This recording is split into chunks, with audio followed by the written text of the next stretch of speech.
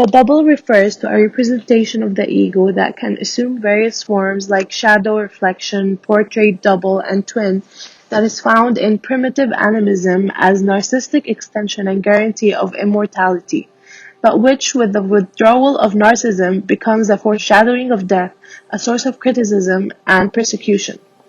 We can see the concept of the double in the movie Black Swan, where the major psychotic episode happens on opening night when she finds Lily in her dressing room as a black swan, claiming that she wants to take over the performance.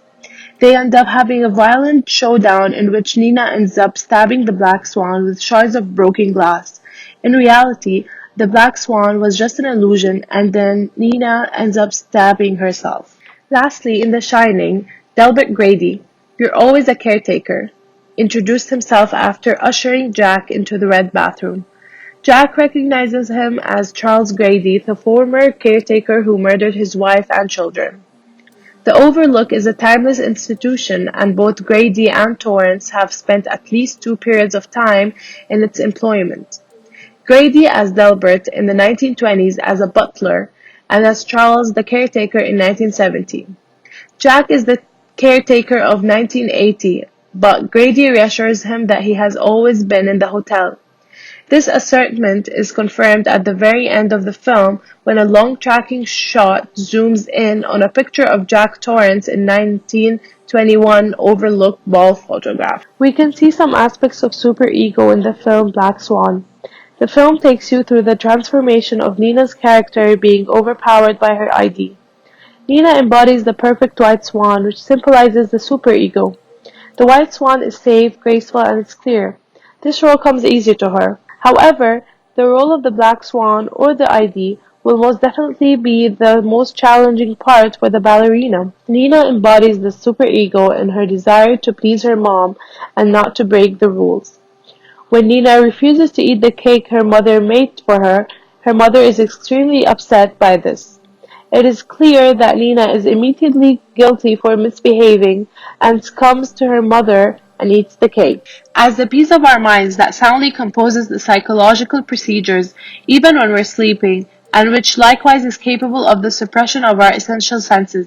This is a very good example of Jack in the film The Shining because Jack is a kid abuser and loathes his family. This is a reality. In any case, it isn't until the cabin fever expels his ego, and in this manner, his limitation that he at last can express what he truly feels. He's exhausted of Wendy and his child is nevertheless an annoyance for him. He doesn't love any of them whatsoever. There is likewise the way that the hotel additionally affects Jack, pushing him to attempt to murder. There is the concept of the ideal ego, who we wish we were, which is entirely different from our actual ego. The doppelganger, the double, reminds us of our ID, a chaotic and creative force that reminds us of our darker ones.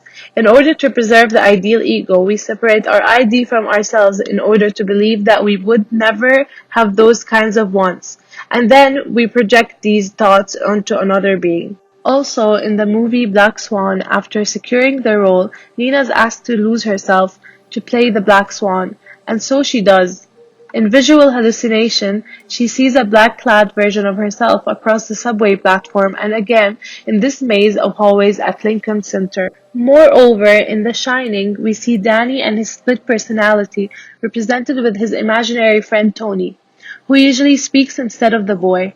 Tony becomes the voice of Danny's ID. Transferring responsibility to another personality helps him to negotiate some freedom with superego, which is to avoid punishment. Danny is clearly scared of his father. He's afraid to say or do something that will make him angry. In addition, Tony being a separate personality where he says that he doesn't like going to the hotel, while Danny has to suppress his impulses to be safe. In conclusion, in all 3 movies, Double appears not only as a paranormal event or coincidence, but mainly as an internal conflict of the characters. Their personality doubles and splits to contain primitive impulses and internal boundaries, as well as normal behavior and sense of guilt, fears and aggression. Lastly, the idea of internal conflict of ID, ego and superegos, central for Freud's theory and crucial for these movies.